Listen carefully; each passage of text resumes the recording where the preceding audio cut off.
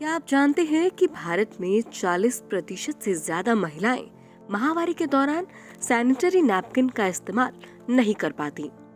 इसी समस्या के समाधान के लिए मुंबई की 3 स्टूडेंट्स ने अपने प्रोजेक्ट के नाम पर कुछ ऐसा बना दिया जिसने पीरियड्स के दौरान भी लड़कियों को खुलकर जीने का मौका दिया।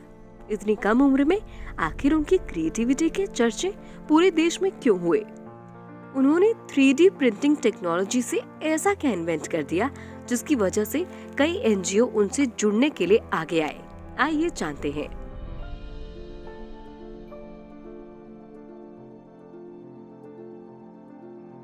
इतिहास और विकास में आज हम आपको बताएंगे मुंबई के एक स्कूल की 3 स्टूडेंट्स की कहानी, जिन्होंने सैनिटरी नैपकिन डिस्पेंसर बनाकर लड़कियों को पीरियड्स के दौरान चिंता मुक्त होने की तरकीब खोज निकाली। मुंबई के फोर्ट स्थित cathedral and John Connon school की 12वीं क्लास की स्टूडेंट्स अदिति आर्या, मालिनी दास गुप्ता और देविका मल्होत्रा ने जून 2017 में ये इन्वेंशन किया।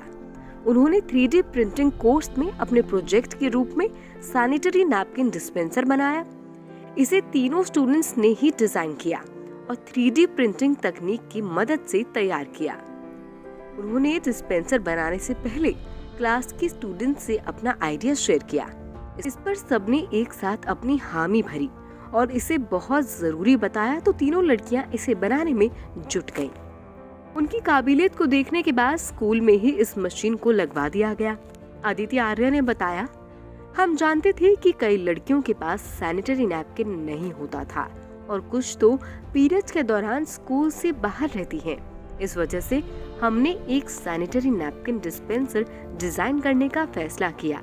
इसे 3D प्रिंटिंग तकनीक का उपयोग करके बनाया गया। हमने जब प्रोटोटाइप पेश किया तो प्रिंसिपल मीरा इसाक इससे बेहद प्रभावित हुई।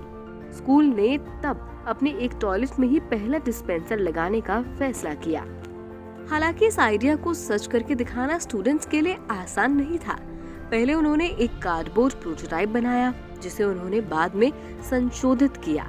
इसके बाद प्लास्टिक का उपयोग करके एक प्रोटोटाइप बनाया। अदिति आर्य बताती हैं, ये एक साधारण वेंडिंग मशीन की तरह ही है, जिसमें एक बॉक्स में एक कॉइल वर्टिकल होता है और पैड इसके बीच में जाते हैं। कॉइल एक बार चलती है और एक पैड निकलता है। इसे बनाने के लिए हमने 123B नाम के एक 3D मॉडलिंग ऐप का इस्तेमाल किया है। तीनों होनहार स्टूडेंट्स ने क्यूरियोसिटी जिम की ओर से चलाए जाने वाले 3D प्रिंटिंग कोर्स के लिए ही स्कूल में प्रोजेक्ट बनाया था।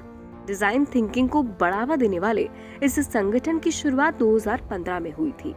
ये स्कूलों में टिंकरिंग लैब और मेकर्स स्पेस चलाता है, जिसे इनोवेशन हब कहा जाता है। हब का हिस्सा IDS यानी इनोवेशन, डिजाइन और एंटरप्रेन्योरशिप क्लब नामक एक मॉड्यूल है, जहां स्टूडेंट्स किसी समस्या या आइडिया पर रिसर्च कर सकते हैं।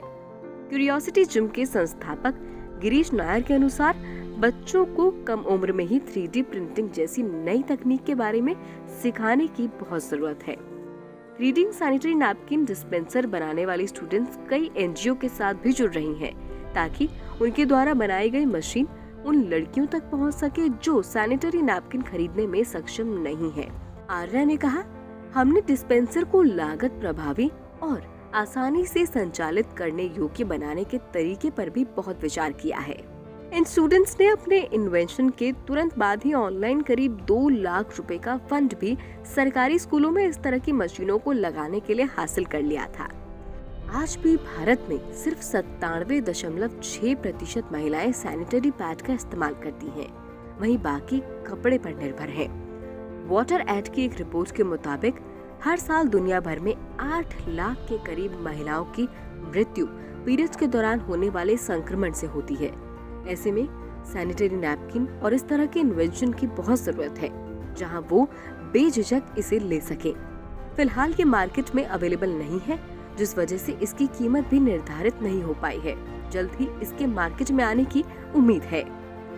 इस बारे में आपकी क्या राय है, हमारे साथ जरूर शेयर करें। साथ ही इस तरह की दूसरी रोचक जानकारियों के लिए हमें फॉलो करते रहें।